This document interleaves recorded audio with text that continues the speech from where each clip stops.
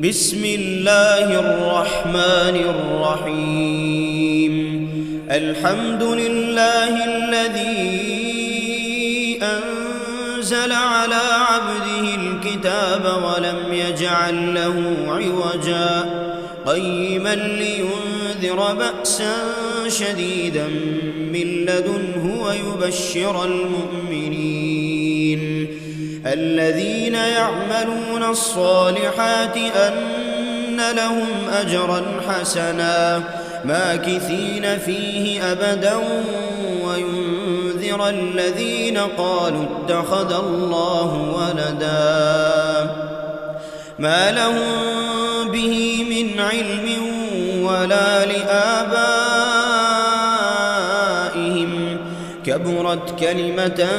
تخرج من أفواههم إن يقولون إلا كذبا فلعلك باخع نفسك على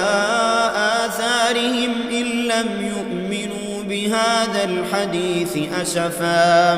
إنا جعلنا ما على الأرض زينة لها لنبلوهم أيهم أحسن عملا وإنا لجاعلون ما عليها صعيدا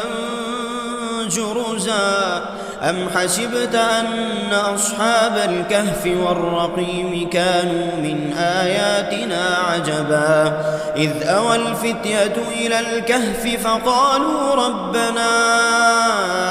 آتنا من لدنك رحمة وهيئ لنا من أمرنا رشدا فضربنا على آذانهم في الكهف سنين عددا ثم بعثناهم لنعلم أي الحزبين أحصى لما لبثوا أمدا نحن نقص عليك نبأهم بالحق إنهم فتية آمنوا بربهم وزدناهم هدى وربطنا على قلوبهم إذ قاموا فقالوا ربنا رب السماوات والأرض لن ندعو من دونه إلها لقد قلنا إذا شططا هؤلاء قوم اتخذوا من دونه آلهة لولا يأتون عليهم بسلطان بين فمن أظلم ممن افترى على الله كذبا وإذ اعتزلتموهم وما يعبدون إلا الله فأووا إلى الكهف ينشر لكم ربكم من رحمته ويهيئ لكم من أمركم مرفقا وترى الشمس إذا طلعت تزاور عن كهفهم ذات اليمين وإذا غربت تقرضهم ذات الشمال وهم في فجوة منه ذلك من آيات الله من يهد الله فهو المهتد ومن يضلل فلن تجد له وليا مرشدا وتحسبهم أيقاظا وهم رقود ونقلبهم ذات اليمين وذات الشمال وكلبهم باسط ذراعيه بالوصيد لو اطلعت عليهم لوليت منهم فرارا ولملئت منهم رعبا وكذلك بعثناهم ليتساءلوا بينهم قال قائل منهم كم لبثتم قالوا لبثنا يوما أو بعض يوم قالوا ربكم أعلم بما لبثتم فابعثوا أحدكم بورقكم هذه إلى المدينة فلينظر فلينظر أيها أزكى طعاما فليأتكم برزق منه وليتلطف ولا يشعرن بكم أحدا إنهم إن يظهروا عليكم يرجموكم أو يعيدوكم في ملتهم ولن تفلحوا إذا أبدا وكذلك أعثرنا عليهم ليعلموا أن وعد الله حق وأن الساعة لا ريب فيها إذ يتنازعون بينهم أمرهم فقالوا ابنوا عليهم بنيانا ربهم أعلم بهم قال الذين غلبوا على أمرهم لنتخذن عليهم مسجدا سيقولون ثلاثة رابعهم كلبهم ويقولون خمسة سادسهم كلبهم رجما بالغيب ويقولون سبعة وثامنهم كلبهم قل ربي أعلم بعدتهم ما يعلمهم إلا قليل فلا تمار فيهم إلا مراء ظاهرا ولا تستفت فيهم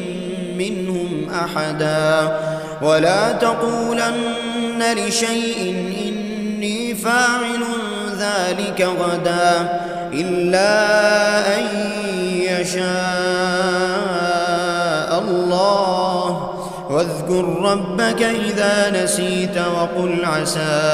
أن يهديني ربي لأقرب من هذا رشدا ولبثوا في كهفهم 300 سنين وازدادوا 9 قل الله أعلم بما لبثوا له غيب السماوات والأرض أبصر به وأسمع ما لهم من دونه من ولي ولا يشرك في حكمه أحدا واتل ما أوحي إليك من كتاب ربك لا مبدل لكلماته ولن تجد من دونه ملتحدا واصبر نفسك مع الذين يدعون ربهم بالغداة والعشي يريدون وجهه ولا تعد عيناك عنهم تريد زينة الحياة الدنيا ولا تطع من أغفلنا قلبه عن ذكرنا واتبع هواه وكان أمره فرطا وقل الحق من ربكم فمن شاء فليؤمن ومن شاء فليكفر إنا أعتدنا للظالمين نارا أحاط بهم سرادقها وإن يستغيثوا يغاثوا بماء كالمهل يشوي الوجوه بئس الشراب وساءت مرتفقا إن الذين آمنوا وعملوا الصالحات إنا لا نضيع أجر من أحسن عملا أولئك لهم جنات عدن تجري من تحتهم الأنهار يحلون فيها من أساور من ذهب ويلبسون ثيابا خضرا من سندس واستبرق متكئين فيها على الأرائك نعم الثواب وحسنت مرتفقا واضرب لهم مثل الرجلين جعلنا لأحدهما جنتين من أعناب وحففناهما بنخل وجعلنا بينهما زرعا كلتا الجنتين آتت أكلها ولم تظلم منه شيئا وفجرنا خلالهما نهرا وكان له ثمر فقال لصاحبه وهو يحاوره أنا أكثر منك مالا وأعز نفرا ودخل جنته وهو ظالم لنفسه قال ما أظن أن تبيد هذه أبدا وما أظن الساعة قائمة ولئن رددت إلى ربي لأجدن خيرا منها منقلبا قال له صاحبه وهو يحاوره أكفرت بالذي خلقك من تراب ثم من نطفة ثم سواك رجلا لكن هو الله ربي ولا أشرك بربي أحدا ولولا إذ دخلت جنتك قلت ما شاء الله لا قوة إلا بالله إن ترني أنا أقل منك مالا وولدا فعسى ربي أن يؤتيني خيرا من جنتك ويرسل عليها حسبانا من السماء فتصبح صعيدا زلقا أو يصبح ماؤها غورا فلن تستطيع له طلبا وأحيط بثمره فأصبح يقلب كفيه على ما أنفق فيها وهي خاوية على عروشها ويقول يا ليتني لم أشرك بربي أحدا ولم تكن له فئة ينصرونه من دون الله وما كان منتصرا هنالك الولاية لله الحق هو خير ثوابا وخير عقبا واضرب لهم مثل الحياة الدنيا كماء إن أنزلناه من السماء فاختلط به نبات الأرض فأصبح حشيما تذروه الرياح وكان الله على كل شيء مقتدرا المال والبنون زينة الحياة الدنيا والباقيات الصالحات خير عند ربك ثوابا وخير أملا ويوم نسير الجبال وترى الأرض بارزة وحشرناهم فلم نغادر منهم أحدا وعرضوا على ربك صفا لقد جئتمونا كما خلقناكم أول مرة بل زعمتم أن لن نجعل لكم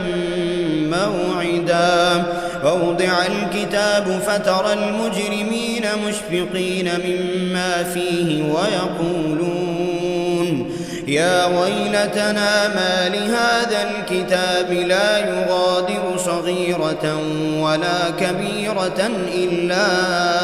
أحصاها ووجدوا ما عملوا حاضرا ولا يظلم ربك أحدا وإذ قلنا للملائكة اسجدوا لآدم فسجدوا إلا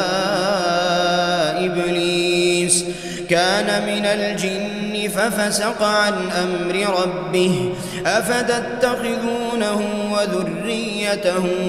أولياء من دوني وهم لكم عدو بئس للظالمين بدلا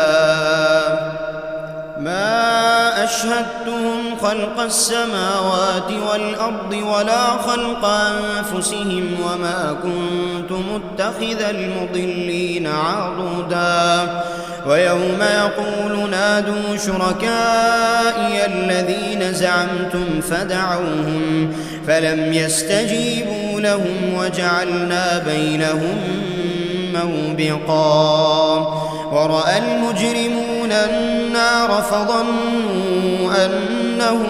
مواقعوها ولم يجدوا عنها مصرفا ولقد صرفنا في هذا القرآن للناس من كل مثل وكان الإنسان أكثر شيء جدلا وما منع الناس أن يؤمنوا إذ جاءهم الهدى ويستغفروا ربهم إلا أن تأتيهم سنة الأولين أو يأتيهم العذاب قبلا وما نرسل المرسلين إلا مبشرين ومنذرين ويجادل الذين كفروا بالباطل ليدحضوا به الحق واتخذوا آياتي وما أنذروا هزوا ومن أظلم ممن ذكر بآيات ربه فأعرض عنها ونسي ما قدمت يداه إنا جعلنا على قلوبهم أكنة أن يفقهوه وفي آذانهم وقرا وإن تدعهم إلى الهدى فلن يهتدوا إذا أبدا وربك الغفور ذو الرحمة لو يؤاخذهم بما كسبوا لعجل لهم العذاب بل لهم موعد لن يجدوا من دونه موئلا وتلك القرى أهلكناهم لما ظلموا وجعلنا لمهلكهم موعدا وإذ قال موسى لفتاه لا أبرح حتى أبلغ مجمع البحرين أو أمضي حقبا فلما بلغا مجمع بينهما نسيا حوتهما فاتخذ سبيله في البحر سربا فلما جاوزا قال لفتاه آتنا غداءنا لقد لقينا من سفرنا هذا نصبا قال أرأيت إذ أوينا إلى الصخرة فإني نسيت الحوت وما أنسانيه إلا الشيطان أن أذكره واتخذ سبيله في البحر عجبا قال ذلك ما كنا نبغي فارتدا على آثارهما قصصا فوجدا عبدا من عبادنا آتيناه رحمة من عندنا وعلمناه من لدنا علما قال له موسى هل أتبعك على أن تعلمني مما علمت رشدا قال إنك لن تستطيع معي صبرا وكيف تصبر على ما لم تحط به خبرا قال ستجدني إن شاء الله صابرا ولا أعصي لك أمرا قال فإن اتبعتني فلا تسألني عن شيء حتى أحدث لك منه ذكرا فانطلقا حتى إذا ركبا في السفينة خرقها قال أخرقتها لتغرق أهلها لقد جئت شيئا إمرا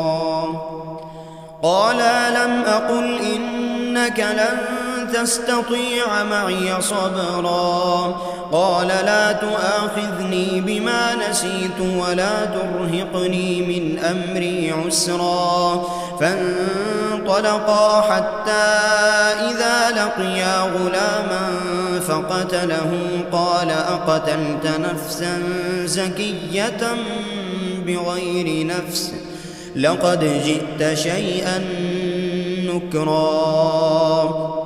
قال ألم أقل لك إنك لن تستطيع معي صبرا قال إن سألتك عن شيء بعدها فلا تصاحبني قد بلغت من لدني عذرا فانطلقا حتى إذا أتيا أهل قرية استطعما أهلها فأبوا أن يضيفوهما فوجدا فيها جدارا يريد أن ينقض فأقامه قال لو شئت لاتخذت عليه أجرا قال هذا فراق بيني وبينك سأنبئك بتأويل ما لم تستطع عليه صبرا أما السفينة فكانت لمساكين يعملون في البحر فأردت أن أعيبها وكان وراءهم ملك يأخذ كل سفينة غصبا وأما الغلام فكان أبواه مؤمنين فخشينا أن يرهقهما طغيانا وكفرا فأردنا أن يبدلهما ربهما خيرا منه زكاة وأقرب رحما وأما الجدار فكان لغلامين يتيمين في المدينة وكان تحته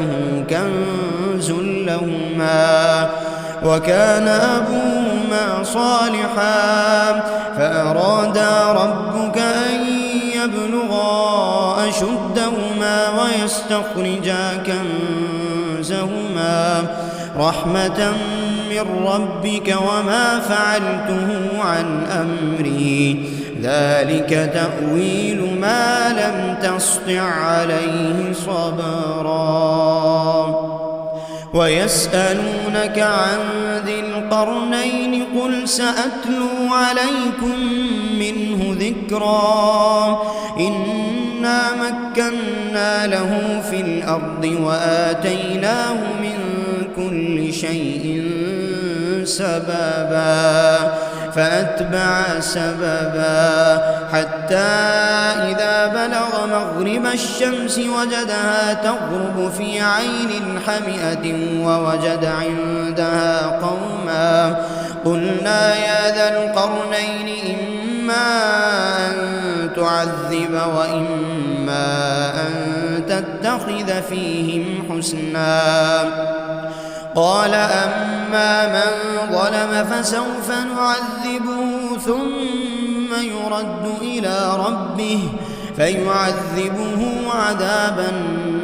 نكرا وأما من آمن وعمل صالحا فله جزاء الحسنى وسنقول له من أمرنا يسرا ثم أتبع سببا حتى إذا بلغ مطلع الشمس وجدها تطلع على قوم لم نجعل لهم من دونها سترا كذلك وقد أحطنا بما لديه خبرا ثم أتبع سببا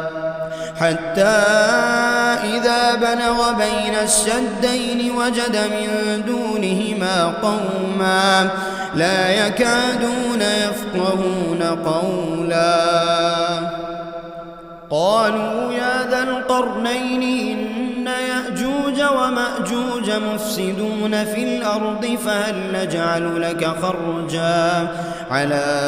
أن تجعل بيننا وبينهم سدا قال ما مكني فيه ربي خير فأعينوني بقوة أجعل بينكم وبينهم ردما آتوني زبر الحديد حتى إذا ساوى بين الصدفين قال انفخوا حتى إذا جعله نارا قال آتوني أفرغ عليه قطرا فما استطاعوا أن يظهروا وما استطاعوا له نقبا قال هذا رحمة من ربي فإذا جاء وعد ربي جعله دكاء وكان وعد ربي حقا وتركنا بعضهم يومئذ يموج في بعض ونفخ في السور فجمعناهم جمعا وعرضنا جهنم يومئذ للكافرين عرضا الذين كانت أعينهم في غطاء عن ذكري وكانوا لا يستطيعون سمعا أفحسب الذين كفروا أن يتخذوا عبادي من دوني أولياء إنا أعتدنا جهنم للكافرين نزلا قل هل ننبئكم بالأخسرين أعمالا الذين ضل سعيهم في الحياة الدنيا وهم يحسبون أنهم يحسنون صنعا أولئك الذين كفروا بآيات ربهم ولقائه فحبطت أعمالهم فلا نقيم لهم يوم القيامة وزنا ذلك جزاؤهم جهنم بما كفروا واتخذوا آياتي ورسلي هزوا إن الذين آمنوا وعملوا الصالحات كانت لهم جنات الفردوس نزلا خالدين فيها لا يبغون عنها حولا قل لو كان البحر مدادا لكلمات ربي لنفد البحر قبل أن تنفد كلمات ربي ولو جئنا بمثله مددا قل إنما أنا بشر مثلكم يوحى إلي أنما إلهكم إله واحد فمن كان يرجو لقاء ربه فليعمل عملا صالحا ولا يشرك بعبادة ربه أحدا.